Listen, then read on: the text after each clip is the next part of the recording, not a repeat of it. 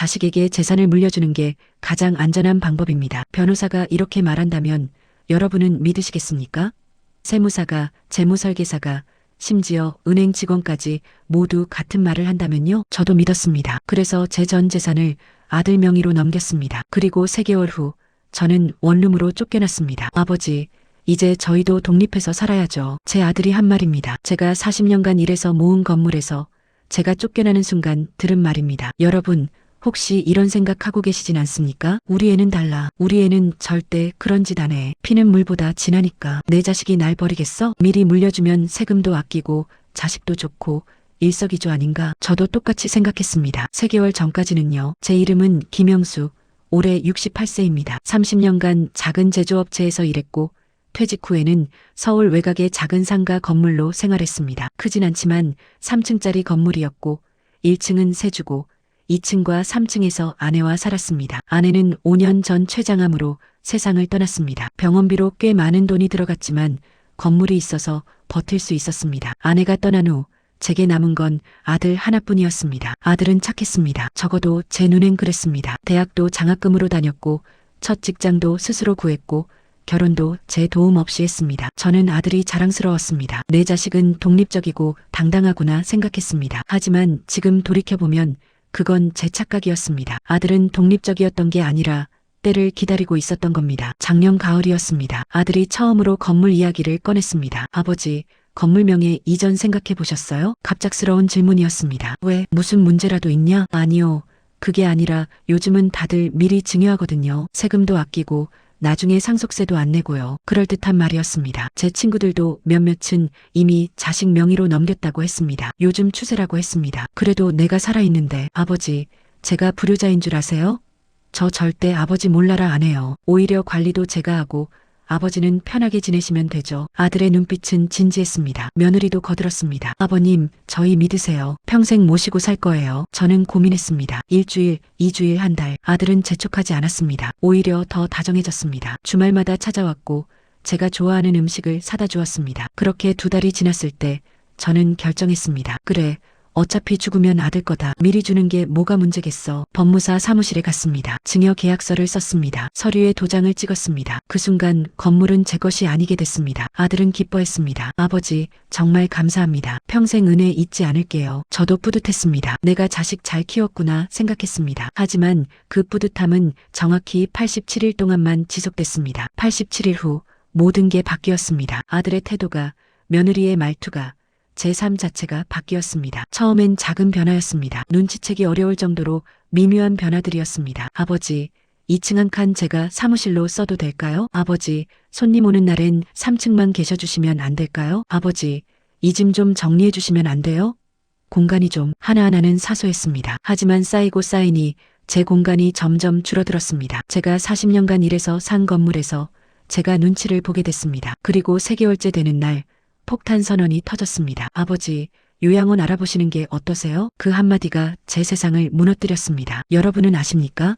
자식에게 짐이 되는 기분이 어떤지, 내가 평생 일해서 모은 집에서 내가 쫓겨나는 기분이 어떤지 저는 그날 알았습니다. 사랑과 소유는 다르다는 것을, 가족과 계약은 별개라는 것을, 그리고 명의가 바뀌는 순간 나는 주인이 아니라 손님이 된다는 것을. 지금 저는 월 50만 원짜리 원룸에 살고 있습니다. 국민연금 120만 원으로 생활합니다. 40년 일해서 모은 건물은 아들 명의고 저는 법적으로 아무 권리가 없습니다. 변호사는 말했습니다. 증여는 되돌릴 수 없습니다. 이 이야기가 여러분에겐 남의 일처럼 들리실지도 모릅니다. 하지만 주변을 둘러보세요. 이런 일이 얼마나 많이 일어나는지. 제 이야기가 경고가 되길 바랍니다. 예방이 되길 바랍니다. 그럼 지금부터 제가 어떻게 전 재산을 잃었는지 그 87일간의 기록을 들려드리겠습니다. 아버지, 건물명의 이전 생각해 보셨어요? 아들이 이 말을 처음 꺼낸 건 작년 9월 말이었습니다. 추석 연휴가 끝나고 일주일쯤 지났을 때였습니다. 저는 그날 저녁을 혼자 먹고 있었습니다. 김치찌개에 밥 한 공기. 5년 전 아내가 떠난 후로 줄곧 이렇게 먹었습니다. TV를 켜놓고 뉴스를 보면서 혼자 숟가락을 뜨는 게 익숙해졌습니다. 초인종이 울렸습니다. 아들이었습니다. 며느리와 함께였습니다. 손에는 과일 바구니를 들고 있었습니다. 아버지, 저녁 드셨어요? 응, 막 먹었다. 혼자 드셨어요? 전화하시지 그러셨어요. 괜찮아.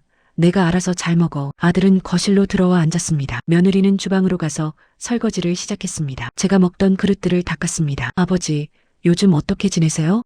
그냥 그렇지. 별일 없어. 건강은요? 어디 아픈 데는 없으시고? 나이 먹으면 여기저기 아프지. 그래도 큰 병은 없어. 잠시 침묵이 흘렀습니다. 아들이 뭔가 말하려고 하는 게 느껴졌습니다. 입술을 몇 번 달싹이더니 조심스럽게 말을 꺼냈습니다. 아버지, 사실 오늘 드릴 말씀이 있어서 왔어요. 무슨 일인데? 건물 명예 이전 생각해 보신 적 있으세요? 저는 숟가락을 놓았습니다. 건물? 갑자기 왜? 아니, 갑자기는 아니고요.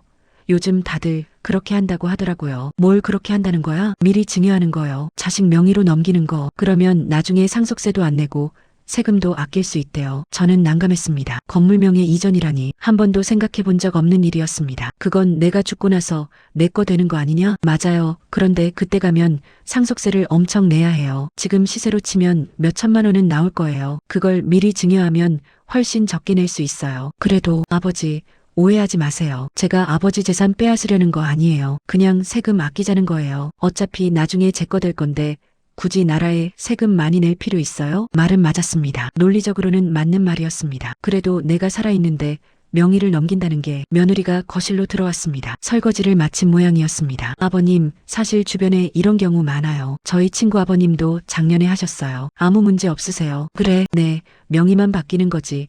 아버님이 계속 사시는 건 똑같아요. 오히려 관리는 저희가 하니까 아버님은 더 편하시죠. 관리를 너희가 한다고? 네, 세입자 관리, 건물 수리, 세금 납부, 이런 것들요. 아버님 나이에 그런 거 신경 쓰시기 힘드시잖아요. 솔직히 말하면 그 말이 조금 솔깃했습니다. 건물 관리가 사실 귀찮긴 했습니다. 세입자가 전화하면 달려가야 하고, 뭐가 고장나면 수리업체 불러야 하고, 세금 고지서 오면 은행 가야 하고. 생각해 볼게. 네, 천천히 생각하세요. 급한 거 아니니까요. 아들은 그날 더 이상 그 이야기를 꺼내지 않았습니다. 1시간쯤 있다가 돌아갔습니다. 그날 밤 저는 잠을 이루지 못했습니다. 명의를 넘긴다. 제 평생이 담긴 건물입니다. 30년간 월급 모아서 퇴직금 털어서 아내랑 허리띠 졸라매고 산 건물입니다. 그걸 아들 명의로 넘긴다? 한편으론 당연한 것 같기도 했습니다. 어차피 아들 것이 될 거였습니다. 제가 죽으면 자동으로 넘어갈 재산이었습니다. 그럼 미리 주는 게 세금도 아끼고 좋은 거 아닐까? 며칠 후 아들이 다시 왔습니다. 이번엔 서류를 들고 왔습니다. 아버지, 이거 한번 보세요. 세무사 상담 자료였습니다. A사 용지 여러 장에 복잡한 숫자들이 적혀 있었습니다. 여기 보세요. 지금 증여하면 세금이 800만 원 정도예요. 근데 상속으로 가면 2,500만 원 나와요. 1,700만 원 차이예요. 이렇게 많이 차이가 나? 네. 그리고 이건 지금 시세 기준이에요. 앞으로 건물 가격이 더 오르면 상속세는 더 늘어나요. 숫자는 설득력이 있었습니다. 그리고 아버지, 하나 더 있어요. 뭔데? 만약에 아버지가 나중에 요양병원 같은 데 가시게 되면 건물을 팔아야 할 수도 있잖아요. 그럼 양도소득세가 또 나와요. 근데 제 명의로 해두면 그것도 절세할 수 있어요. 요양병원, 제가 생각하기 싫었던 단어였습니다. 하지만 현실이기도 했습니다. 언젠가는 저도 그럴 수 있었습니다. 나는 요양병원 안 갈 거야. 아버지, 그건 아무도 몰라요. 건강은 한순간이에요. 맞는 말이었습니다. 아내도 멀쩡하다가 갑자기 쓰러졌습니다. 암 진단받고 6개월 만에 떠났습니다. 그래도 아버지, 걱정하시는 거 이해해요. 당연히 불안하시죠. 근데 저 믿어주세요. 전 절대 아버지 몰라라 안 해요. 아들의 눈빛은 진지했습니다. 형님이 불효자처럼 보여요? 며느리가 말했습니다. 아버님, 저희 같이 살 생각도 있어요. 나중에 아버님 연세 더 드시면 모시고 살려고요. 같이 살자고? 네, 아직은 아니지만 나중에는요. 그러니까 명의가 누구 건지는 중요하지 않아요. 다 가족인데요. 저는 흔들렸습니다. 다음 날 제 친구들을 만났습니다. 경로당에서 화투를 치면서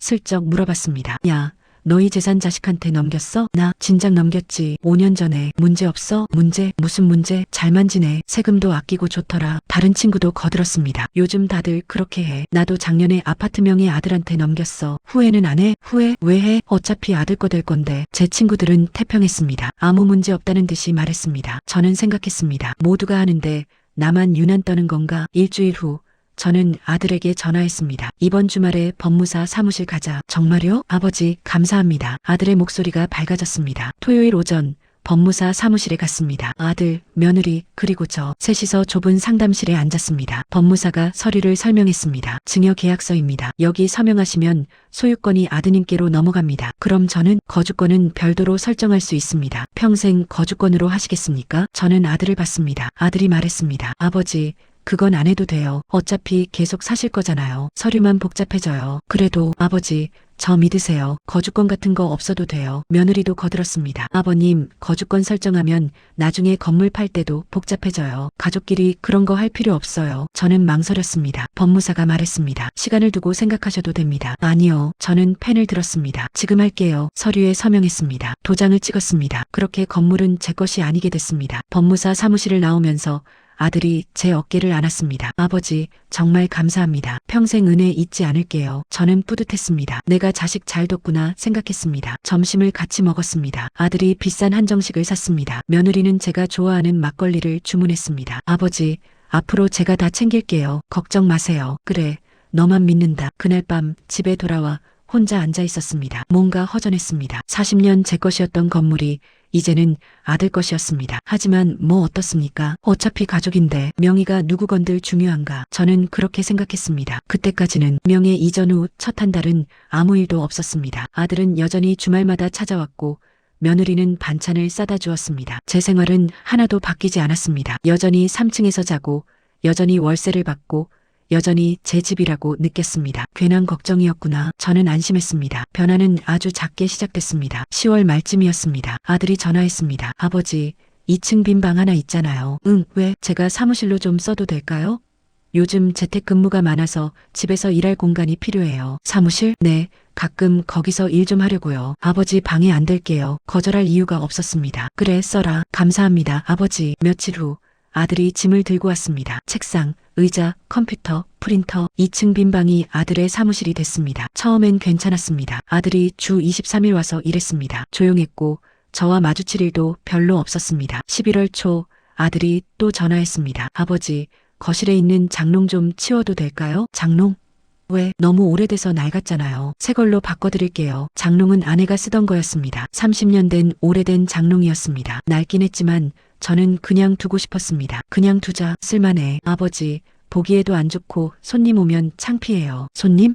무슨 손님? 제 거래처 사람들이 가끔 사무실로 와요. 그럴 때 거실 지나가잖아요. 저는 뭔가 이상했습니다. 제 집인데, 제 장롱인데 왜 치워야 한다는 걸까? 그래도 아버지, 새 거 사드릴게요. 훨씬 좋은 걸로요. 결국 장롱은 치워졌습니다. 아들이 새 옷장을 사다 줬습니다. 깔끔하긴 했지만 낯설었습니다. 11월 중순. 이번엔 며느리가 왔습니다. 아버님, 3층 정리 좀 하시면 안 될까요? 정리? 물건이 너무 많으세요. 안 쓰는 거 버리시고 좀 깔끔하게 해주시면 좋겠어요. 왜? 내 방인데. 아버님, 요즘 미니멀 라이프 아세요? 물건 적게 가지고 사는 게 건강에도 좋대요. 난 지금도 괜찮아. 근데 사실 손님들이 가끔 3층까지 올라와요. 화장실 쓸어요. 그럴 때 좀 저는 이해가 안 됐습니다. 왜 손님이 3층까지 올라옵니까? 2층에 화장실 있는데 2층 화장실 쓰라고 해. 그게 2층은 사무실이잖아요. 거기 화장실은 형님이 써요. 제 집인데 제가 손님 눈치를 봐야 한다는 게 이상했습니다. 하지만 며느리의 표정이 난처해 보여서 저는 그냥 고개를 끄덕였습니다. 알았어. 정리 좀 할게. 12월이 되자 변화가 더 명확해졌습니다. 아들이 거의 매일 2층에 왔습니다. 사무실이 아니라 아예 자기 공간처럼 쓰기 시작했습니다. 며느리도 가끔 왔습니다. 2층에서 회의를 하기도 하고 저녁을 먹기도 했습니다. 저는 점점 3층에만 있게 됐습니다. 12월 중순 아들이 말했습니다. 아버지, 손님 오는 날엔 3층만 계셔주시면 안 될까요? 왜? 회의할 때 좀 조용해야 하거든요. 내가 시끄럽게 하나? 아니, 그런 건 아니고 그냥 혹시나 해서요. 저는 기분이 이상했습니다. 제 집에서 제가 눈치를 봐야 한다니. 알았어. 그날 이후로 손님 오는 날이면 저는 3층에만 있었습니다. 화장실 가려고 내려갈 때도 조심스러웠습니다. 혹시 손님과 마주칠까봐. 어느 날 저는 우연히 아들의 전화 통화를 들었습니다. 복도를 지나가는데 2층 사무실 문이 살짝 열려 있었습니다. 아들의 목소리가 들렸습니다. 응, 아버지 명의였던 건물이라 좀 복잡했는데 이제 완전 내 거야. 저는 멈춰섰습니다. 뭐, 대출? 그거야 내 맘대로지. 내 건물인데. 대출? 걱정 마. 정리만 하면 돼. 정리? 전화가 끊어졌습니다. 저는 얼른 3층으로 올라갔습니다. 가슴이 두근거렸습니다. 정리만 하면 된다는 게 무슨 뜻일까? 그날 밤 저는 잠을 이루지 못했습니다. 다음 날 아침 아들에게 물어봤습니다. 너 건물 담보로 대출 받았냐? 아들의 얼굴이 굳었습니다. 아버지, 어떻게? 어제 전화 들었다. 아, 왜 나한테 말 안 했어? 말씀드리려고 했는데 아버지 걱정하실까봐. 얼마나 받았는데? 5천만 원이요. 5천? 왜? 사업 확장 자금이요. 곧 갚을 거예요. 내 동의도 없이? 아들이 잠시 망설이더니 말했습니다. 아버지 건물 아니잖아요. 제 건데요. 그 말이 제 가슴을 찔렀습니다. 제 건데요. 명의가 바뀌고 2달 만에 아들은 제 건물이라고 말했습니다. 그래도 내가 평생 모은 재산이다. 알아요. 그래서 잘 관리하고 있잖아요. 대출받는 게 관리냐? 아버지, 사업하려면 돈이 필요해요. 곧 갚을 거니까 걱정 마세요. 저는 더 이상 말하지 않았습니다. 말해봤자 소용없다는 걸 알았으니까요. 12월 말 며느리가 저를 찾아왔습니다. 아버님, 잠깐 얘기 좀 해요. 무슨 일이냐? 사실은 내년부터 2층을 전부 사무실로 쓰려고 해요. 전부? 네. 직원도 1명 뽑을 거거든요. 공간이 더 필요해요. 그럼 나는? 아버님은 3층에 계시면 되죠. 3층만? 네, 불편하시겠지만 이해해주세요. 저는 어이가 없었습니다. 3층짜리 건물에서 제 공간이 한 층으로 줄어든다니. 그리고 하나 더 말씀드릴 게 있어요. 뭔데? 1층 세입자 계약이 곧 만료되잖아요. 그분 내보내고 저희 가게 낼 거예요. 가게? 네, 형님이 작은 사업 하나 시작하려고요. 저는 정신이 없었습니다. 월세가 제 유일한 수입이었는데 그것도 없어진다는 얘기였습니다. 그럼 나는 뭘로 사냐? 아버님, 연금 있으시잖아요. 연금이 얼마나 된다고. 그리고 필요하시면 저희가 드릴게요. 걱정 마세요. 저희가 드린다는 말이 자존심을 긁었습니다. 제 건물에서 나오는 돈인데 이제는 자식이 드리는 것이 됐습니다. 그날 밤 저는 깨달았습니다. 제가 건물 주인이 아니라는 것을, 이제는 손님이라는 것을, 아니 손님보다 못한 존재라는 것을, 그리고 가장 무서운 깨달음, 이제 시작일 뿐이라는 것을. 1월이 되었습니다. 새해 첫날 아들 가족이 찾아왔습니다. 떡국을 끓여왔습니다. 함께 먹으면서 새해 인사를 나눴습니다. 아버지, 새해 복 많이 받으세요. 너희도. 겉으로는 평화로웠습니다. 하지만 저는 불안했습니다. 뭔가 더 큰 일이 올 것 같은 예감이 들었습니다. 예감은 틀리지 않았습니다. 1월 둘째 주 일요일 저녁이었습니다. 아들이 저를 2층으로 불렀습니다. 며느리도 함께 있었습니다. 테이블 위에는 서류들이 놓여 있었습니다. 아버지, 앉으세요. 분위기가 이상했습니다. 뭔가 심각한 이야기를 하려는 것 같았습니다. 무슨 일이냐? 아들이 서류를 밀었습니다. 이거 좀 보세요. 요양원 팸플릿이었습니다. 저는 얼어붙었습니다. 이게 뭐냐? 아버지를 위한 거예요. 요양원? 네. 저는 서류를 밀쳐냈습니다. 나 아직 멀쩡해. 왜 요양원이야? 아버지, 오해하지 마세요. 지금 당장은 아니고요. 그럼? 아들이 며느리를 쳐다봤습니다. 며느리가 대신 말했습니다. 아버님, 사실은요. 저희가 이 건물에서 살려고 해요. 뭐? 형님 사업도 확장되고 저희 아이도 생각하면 이제 독립해서 살아야죠. 그럼 너희끼리 살면 되지. 왜 나한테? 공간이 부족해요. 아이 방도 필요하고 형님 사무실도 키워야 하고. 저는 이해가 안 됐습니다. 3층이 있잖아. 내가 여기 있잖아. 침묵이 흘렀습니다. 아들이 조심스럽게 말했습니다. 그래서 아버지가 다른 곳으로 가주시면 어떨까 해서요. 다른 곳? 요양원이요. 그 한마디가 모든 걸 말해줬습니다. 저는 숨이 막혔습니다. 나보고 나가라는 거냐? 아버지, 말이 그렇다는 게 아니라. 그럼 뭐냐? 요양원 가라는 게 나가라는 소리 아니고 뭐냐? 며느리가 끼어들었습니다. 아버님, 요즘 요양원 좋아요. 여기 보세요. 팸플릿을 펼쳤습니다. 24시간 간호, 좋은 식사, 같은 또래 어르신들도 많고요. 난 아픈 데도 없어. 왜 요양원에 가야 하냐? 나중을 위해서요. 지금은 건강하셔도 언제 어떻게 될지 모르잖아요. 그럴 때 가면 되지. 왜 지금? 아들이 테이블을 손으로 툭툭 쳤습니다. 아버지, 솔직히 말씀드릴게요. 뭐? 저희도 이제 삶이 있어요. 제 사업도 있고 아이도 키워야 하고. 아버지 계속 모시고 사는 게 쉽지 않아요. 저는 귀를 의심했습니다. 뭐라고? 아버지, 오해하지 마세요. 버리는 게 아니에요. 그냥 각자 독립해서 사는 거예요. 내가 40년 일해서 산 집에서 내가 독립하라고? 법적으로는 제 집이에요, 아버지. 그 말이 또 나왔습니다. 제 집? 저는 웃음이 나왔습니다. 쓴웃음이었습니다. 그래, 내 집이지. 법적으로는 내 거지. 아버지, 그럼 나보고 어쩌라는 거냐? 길거리에 나가 살라는 거냐? 며느리가 다시 팸플릿을 밀었습니다. 아버님, 그래서 알아본 거예요. 여기 괜찮은 데예요. 한 달에 200만 원이면 돼요. 200만 원? 네, 그것도 저희가 낼게요. 내 연금이 120만 원인데 80만 원을 내가 낸다고? 네, 그 정도는 드릴 수 있어요. 저는 화가 치밀었습니다. 내 건물에서 나오는 돈으로 나를 요양원에 보낸다? 아버지, 그게 아니라. 그럼 뭐냐? 목소리가 커졌습니다. 며느리가 움찔했습니다. 아들이 일어섰습니다. 아버지, 흥분하지 마세요. 흥분하지 말라고? 지금 무슨 소리를 듣고 있는데. 아버지도 이해해주세요. 저희 입장도 생각해주세요. 내 입장? 내 입장이 뭔데? 내 재산 받고 나는 쫓아내는 게 내 입장이냐? 쫓아내는 게 아니에요. 더 좋은 곳으로 모시는 거예요. 누가 그렇게 믿냐? 며느리가 작은 목소리로 말했습니다. 아버님, 저희도 힘들어요. 매일 아버님 눈치 보면서 사는 것도 스트레스예요. 내가 뭘 잘못했는데 잘못하신 건 없어요. 그냥 같이 사는 게 불편해요. 불편하다. 제 존재가 불편하다는 말이었습니다. 저는 힘이 쭉 빠졌습니다. 알았어. 아버지, 나갈게. 나가면 되잖아. 아버지,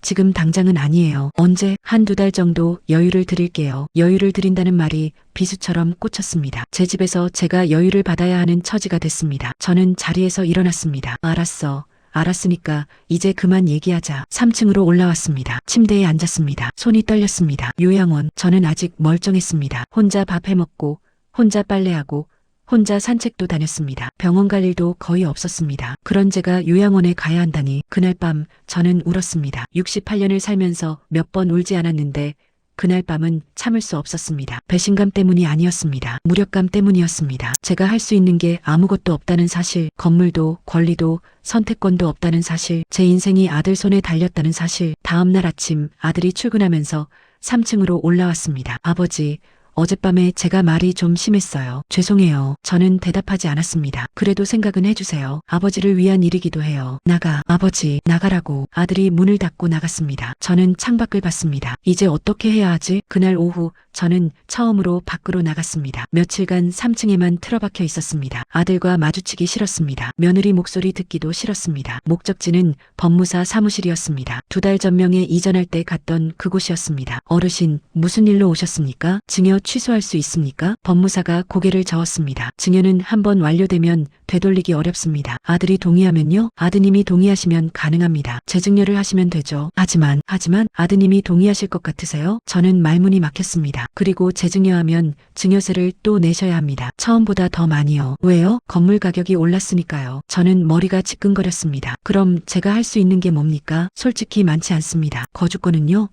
거주권 설정하면 되지 않습니까? 증여 계약할 때 거주권을 설정하셨어야 합니다. 지금은 아드님 동의 없이는 불가능합니다. 법적으로 제가 쓸 수 있는 방법이 없다는 겁니까? 법무사가 안타까운 표정을 지었습니다. 어르신, 증여는 소유권을 완전히 넘기는 겁니다. 한번 넘기시면 법적으로 어르신 것이 아니에요. 알았습니다. 저는 사무실을 나왔습니다. 거리를 걷는데 다리에 힘이 없었습니다. 벤치에 앉았습니다. 법적으로 내 것이 아니다. 머리로는 알고 있었지만 실감하니 충격이 컸습니다. 집으로 돌아오는 길에 경로당에 들렀습니다. 친구들이 화투를 치고 있었습니다. 야, 영수야, 어디 갔다 와? 응, 좀 볼 일이 있어서. 안색이 안 좋은데 무슨 일 있어? 저는 한참을 망설이다가 말했습니다. 나 아들한테 건물 넘겼잖아. 응, 알지. 근데 이제 나보고 나가래. 친구들의 표정이 굳었습니다. 뭐, 나가라고? 요양원 가라고 하더라. 미쳤나? 너 아직 멀쩡한데? 그래도 법적으론 아들 건물이니까. 친구 하나가 한숨을 쉬었습니다. 그러게 내가 뭘 했어. 살아있을 때 넘기지 말라고 했잖아. 너도 넘겼다며? 나는 거주권 설정했어. 평생 거주권. 너는? 안 했어. 아들이 필요 없다고. 아이고. 다른 친구가 말했습니다. 영수야, 변호사 만나봐. 뭐라도 방법이 있을 거야. 법무사가 어렵다고 하던데. 그래도 상담은 받아봐. 다음 날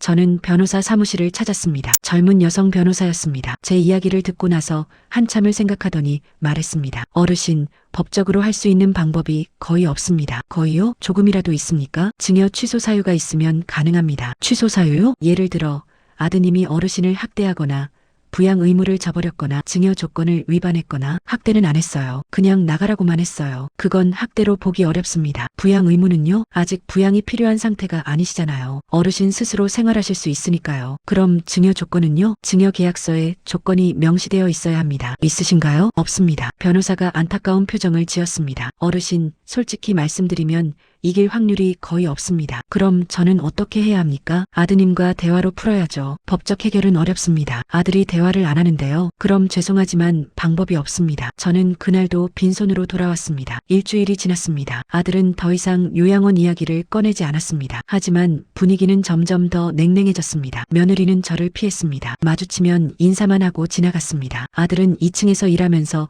3층으로 올라오지 않았습니다. 저는 점점 더 고립됐습니다. 어느 날 저녁 1층 세입자가 찾아왔습니다. 어르신, 계약 연장 어떻게 되는 거예요? 응? 무슨 소리야? 다음 달이 계약 만료잖아요. 그런데 아드님이 연장 안 한다고 하시던데요. 뭐, 몰랐어요? 나가라고 통보받았어요. 저는 아무것도 몰랐습니다. 미안하네. 내가 알아볼게. 세입자가 돌아간 후 저는 2층으로 내려갔습니다. 문을 두드렸습니다. 들어오세요. 아들이 컴퓨터 앞에 앉아 있었습니다. 1층 세입자가 나간다고? 네, 계약 안 했어요. 왜 나한테 말 안 했냐? 제 건물인데 왜 말씀드려야 해요? 또 그 말이었습니다. 그래도 나한테 얘기는 해야지. 아버지, 이제 건물 일에 신경 안 쓰셔도 돼요. 제가 다 할게요. 월세가 내 생활비인데 어떻게 신경을 안 써. 아버지, 필요하시면 제가 드린다고 했잖아요. 내 돈으로 살고 싶어? 구걸하고 싶지 않아. 구걸이 아니에요. 아들이 아버지 드리는 거죠. 똑같은 말 아니냐? 목소리가 커졌습니다. 아들도 일어났습니다. 아버지, 이제 그만하세요. 계속 이러시면 저도 힘들어요. 내가 힘들어? 나는 얼마나 힘든데. 아버지 왜 이러세요? 제가 뭘 잘못했어요? 잘못? 내가 뭘 잘못했냐고? 너 지금 날 쫓아내려고 하잖아. 쫓아내는 게 아니라 더 좋은 곳으로 모시는 거라니까요. 요양원이 더 좋은 곳이냐? 그럼 여기가 더 좋아요? 저랑 매일 싸우면서 사는 게 저는 말문이 막혔습니다. 아들이 한숨을 쉬었습니다. 아버지, 이제 각자 사는 게 서로한테 나아요. 계속 이러면 저도 아버지도 힘들어요. 그게 내 진심이냐? 네. 저는 더 이상 말하지 않았습니다. 3층으로 올라왔습니다. 침대에 앉아 창밖을 봤습니다. 이제 정말 나가야 하는구나. 2월 중순, 저는 짐을 쌌습니다. 많지 않았습니다. 옷 몇 벌, 이불, 사진 몇 장, 40년 인생이 이 정도였습니다. 아들은 이사하는 날 오지 않았습니다. 며느리가 대신 왔습니다. 아버님, 이사짐 센터 불렀어요. 고맙다. 요양원 말고 다른 데 구하셨어요? 응, 원룸 하나 얻었어. 원룸이요?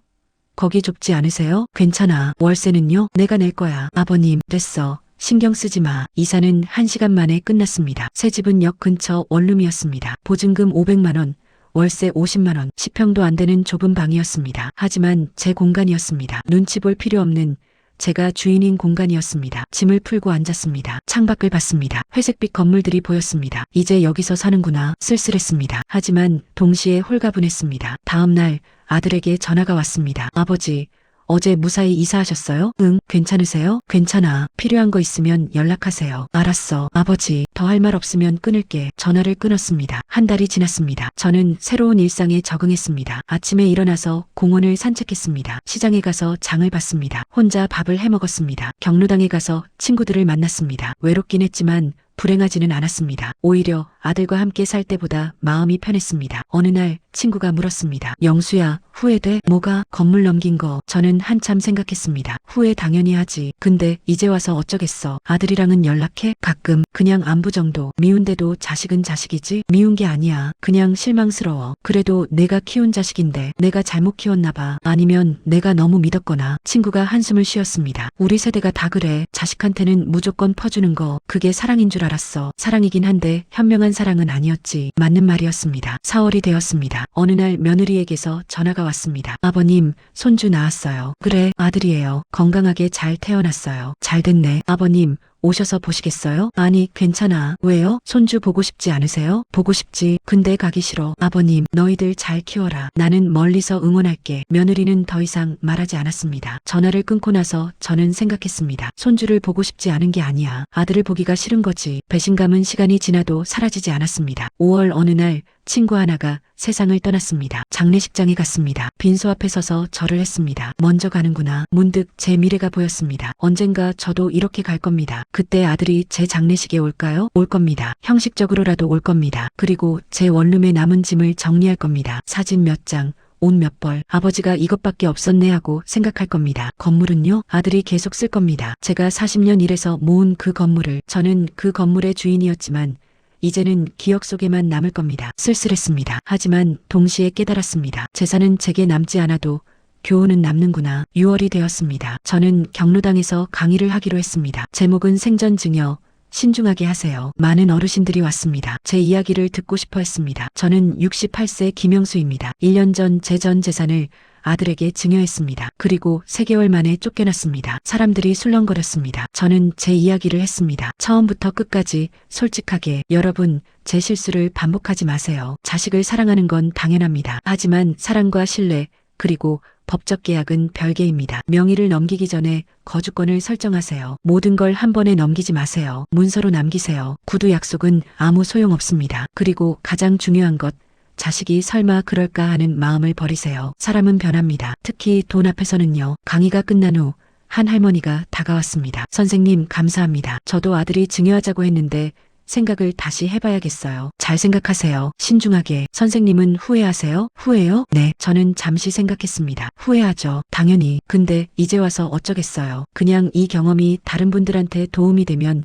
그걸로 만족해요. 할머니가 고개를 끄덕였습니다. 집으로 돌아오는 길에 저는 생각했습니다. 내 인생이 헛되지는 않았구나. 이 교훈을 남겼으니까 지금 저는 월 50만 원짜리 원룸에 살고 있습니다. 국민연금 120만 원으로 생활합니다. 40년 일해서 모은 건물은 아들 것이 됐습니다. 법적으로 제가 할 수 있는 건 아무것도 없습니다. 하지만 저는 배웠습니다. 사랑과 소유는 다르다는 것을, 가족이라도 계약은 필요하다는 것을, 그리고 무엇보다 제자리를 지키는 게 얼마나 중요한지를. 여러분은 어떠십니까? 혹시 지금 설마 우리 애가 그럴까 생각하고 계시진 않으십니까? 저도 그렇게 생각했습니다. 3개월 전까지는요. 여러분, 오늘 이야기가 무겁게 느껴지셨을 겁니다. 하지만 이건 꼭 필요한 이야기입니다. 제 실수가 여러분의 예방이 되길 바랍니다. 혹시 지금 자녀분이 증여를 권유하고 계신가요? 그렇다면 이것만은 꼭 기억하세요. 첫째, 거주권을 반드시 설정하세요. 평생 거주권, 법적으로 보호받을 수 있습니다. 둘째, 모든 걸 한 번에 넘기지 마세요. 나눠서